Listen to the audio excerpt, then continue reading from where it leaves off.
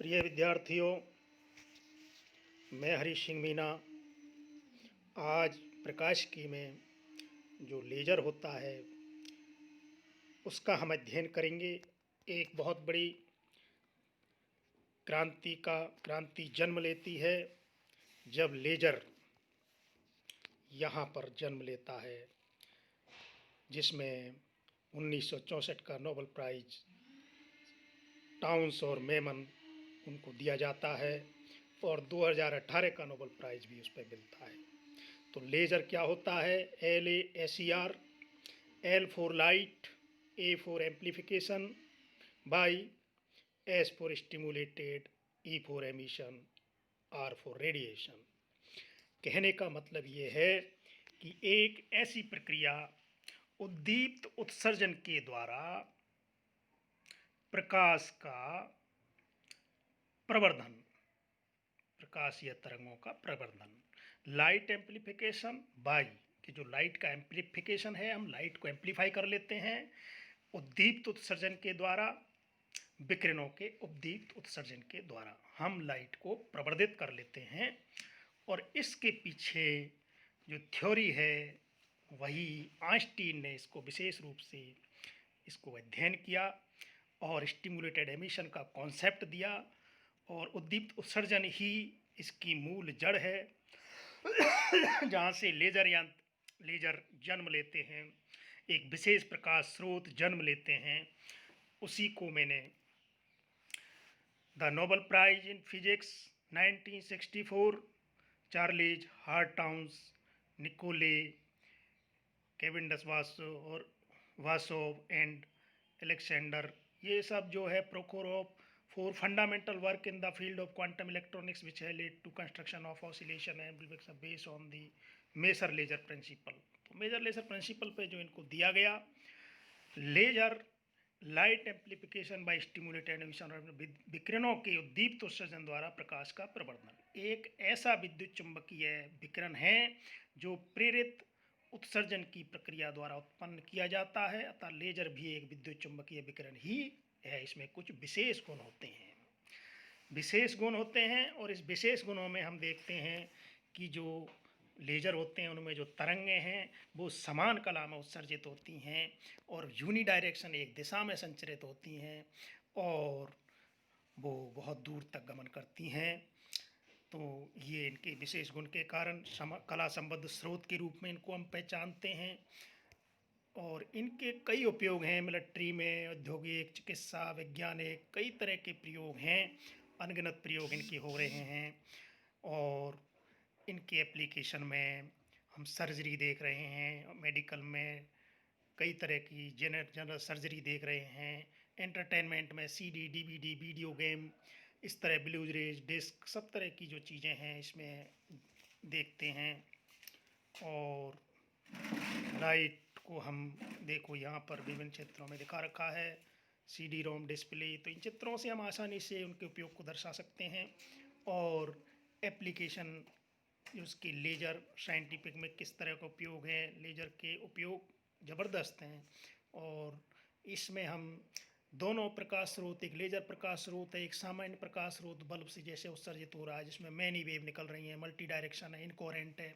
जबकि लेज़र में मोनोक्रोमेटिक है, डायरेक्शनल भी है, कोहेरेंट भी है, यानी एक निश्चित दिशा में चल रही हैं और कला संबद्ध हैं, मोनोक्रोमेटिक हैं, कोहेरेंट, इस तरह इनको देखते हैं। और आइंस्टीन ने इसको बखूबी रूप से इनको एक्सप्लेन किया था। उस चीज़ को हम इसमें आइंस्टीन के जो थ्योरी है उसके आधार पर हम आसानी से समझ सकते हैं। और जो इसको हम आइंस्टीन कोएफिशिएंट, इस तरह, और इसके एप्लीकेशन को हम विशेष रूप से देख ही चुके हैं। लेज़र कंस्ट्रक्शन, लेज़र का जो कंस्ट्रक्शन होता है उसमें एक तो पंप सोर्स होता है, एक गेन मीडियम, लेज़र मीडियम होता है, और एक मिरर फॉर्मिंग और ऑप्टिकल मिरर, ऑप्टिकल रेजोनेटर। ये तीन चीज़ों से मिलकर के लेज़र बनता है, उसका स्रोत, उसका माध्यम और उसमें रेजोनेटर। तीन चीज़ों से लेज़र का निर्माण होता है। प्रिंसिपल ऑफ लेज़र, हम प्रिंसिपल ऑफ लेज़र देख रहे हैं। एक तो इसमें एब्जॉर्प्शन यानी अवशोषण जो होता है कि मूल अवस्था में यहाँ पर देख रहे हैं कि ये परमाणु या मॉलिक्यूल नीचे निम्न ग्राउंड स्टेट में है, और ये जो है कोई प्रकाश का फोटोन इनसे टकराता है तो इनको उत्तेजित अवस्था में उत्सर्जित कर देता है। तो ये तो नॉर्मल एब्जॉर्प्शन है। लेकिन स्पोटेनियस एमिशन में हम ये देख रहे हैं कि पहले से ही जो आपका उत्सर्जित एटम है, अब स्पोटेनियस एमिशन में क्या होता है कि वो स्वतः उत्तेजित से निम्न अवस्था में आ जाता है और एक फोटोन उत्सर्जित कर देता है, स्पोटेनियस एमिशन। लेकिन यहाँ पर हम जो स्टिमुलेटेड एमिशन है इसी को समझने की जरूरत है कि पहले से ही आपका परमाणु उत्तेजित अवस्था में है, और जिस पे जैसे उस फोटोन उसको निम्न अवस्था में, उच्चित आवृत्ति का फोटोन उसको निम्न अवस्था में, ये जो फोटोन आते तो हो रहा है इसकी आवृत्ति भी, इसकी जो एनर्जी है लगभग इन दोनों एनर्जी लेवल है इनके अंतर के बराबर इसकी एनर्जी है, और इसको ये प्रेरित करता है निम्न अवस्था में आने के लिए। तो स्टिमुलेटेड एमिशन कहलाता है, उद्दीप्त उत्सर्जन कहलाता है। यही इसका मेन प्रोसेस है, स्टिमुलेटेड एमिशन। इसी को समझने की जरूरत। और the stimulated photon have unique property, in phase में होते हैं, सेम वेवलेंथ में होते हैं, ट्रेवल इन सेम डायरेक्शन, और एक ही दिशा में चलते हैं। देखो ये दोनों एक ही दिशा में चल रहे हैं और फेज में हैं। और तो ये इसके बाद पॉपुलेशन इन्वर्जन एक ज़रूरी है कि हमें पॉपुलेशन इन्वर्जन एक ऐसी अवस्था है, एक state in base substance has been energized, excited to specific energy level. More atom or molecule and higher energy excited state. The process of producing population inversion is called pumping. और इस process को हम pumping के द्वारा करते हैं कि जो परमाणु हैं जो निम्न अवस्था से उच्च अवस्था में उनकी संख्या ज़्यादा हो जाए, अर्थात एक ऐसा मेटा स्टेबल पदार्थ जो मीडियम है उसमें ऐसा हम पदार्थ लेते हैं जिसमें मेटा स्टेबल हों, तो परमाणु उत्तेजित होकर के उन मेटा स्टेबल स्टेट में चला जाता है जहाँ पर उनके रुकने की जो है टाइम वो ज़्यादा होती है। मतलब वो मिली सेकेंड 10⁻⁻, नॉर्मली तो 10⁻⁸ सेकेंड रुकता है सामान्यतः, लेकिन कुछ ऐसे वो जो मेटा स्टेबल स्टेट्स होती हैं जिनमें परमाणु 10⁻³ सेकेंड तक, यानी लाखों गुने टाइम तक उसमें रहता है सामान्य उसके बजाय, उत्तेजित स्तर के बजाय। तो वो जो है पदार्थ की गुण जिनमें मेटा स्टेबल पाए जाते हैं उन्हीं पदार्थों को हम माध्यम के रूप में, उसके लेजर स्रोत के माध्यम के स्रोत के रूप में काम में लेते हैं। और उसको पंपिंग करने के लिए कि ये परमाणु ज़्यादातर उस मेटा स्टेबल में पहुँचें, उसके लिए हमें पंपिंग की प्रक्रिया अपनाई जाती है। इसमें पंपन किया जाता है, और पंपन की कई विधियां हैं, जैसे लैंप ऑफ एप्रोप्रिएट इंटेंसिटी, कोई लैंप से दे रहे हैं या इलेक्ट्रिकल डिस्चार्ज करके उसको उत्तेजित कर रहे हैं। तो परमाणु को उत्तेजित करने के कई विविध विधा हैं, उनसे हम उनको पॉपुलेशन इन्वर्जन करते हैं, यानी उसकी जनसंख्या का प्रतिलोमन कर लेते हैं, जो निम्न में है वो उच्च में ज़्यादा हो जाए।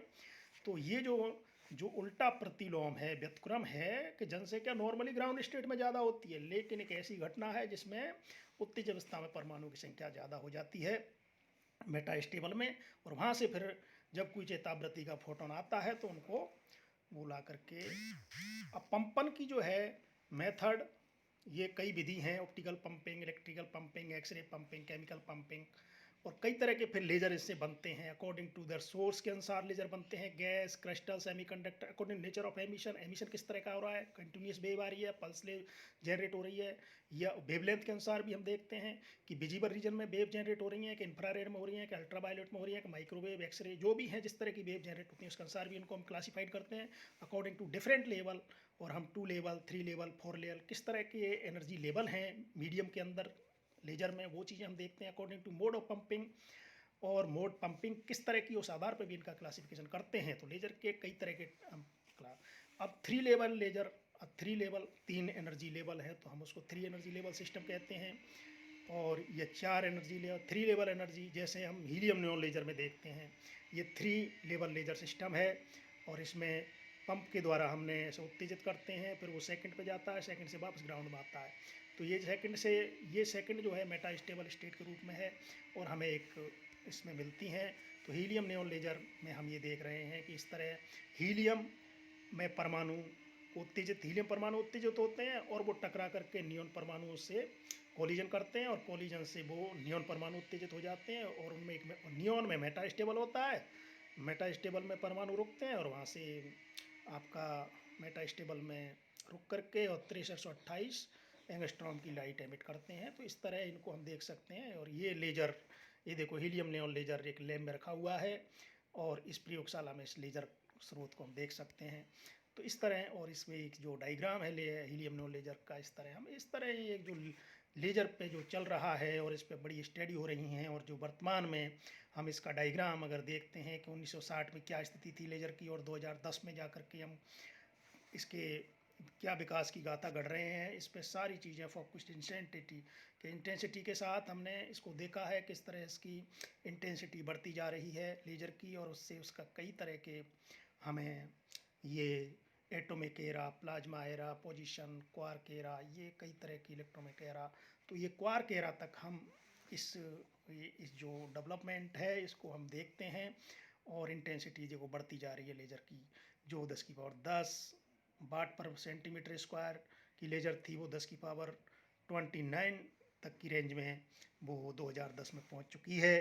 तो तीव्रता तेज़ी से बढ़ती जा रही है, लेजर का उपयोग तेज़ी से बढ़ता जा रहा है।